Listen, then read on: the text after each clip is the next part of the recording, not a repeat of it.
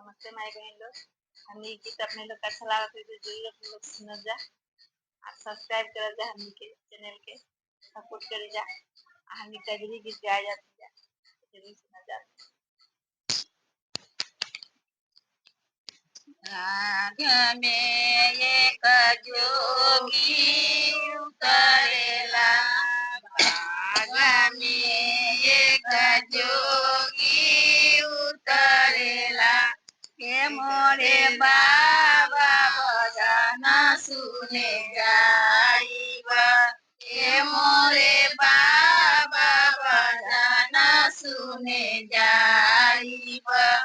जब हम जानती बेटी भजन सुने जाइबू, जब हम जानती बेटी भजन सुने जाइबू, हमार पति राखेला शिव भगवान हो, हमार पति राखेला श्री भगवान हो, हमारा पति राखेला। बाग में एक जोगी उतरेला, बाग में एक जोगी उतरेला, के मोरे काका भजन सुने जाइबा, के मोरे काका भजन सुने जाइबा।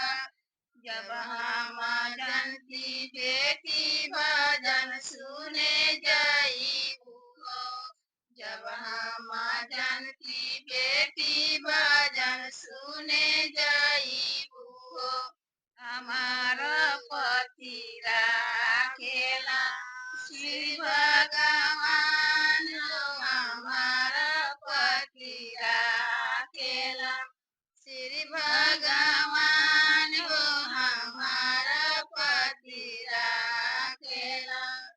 बाग में एक जोगी उतरेला, बाग में एक जोगी उतरेला, के मोरे भैया भजन सुने जाइबा, के मोरे भैया भजन सुने जाइबा।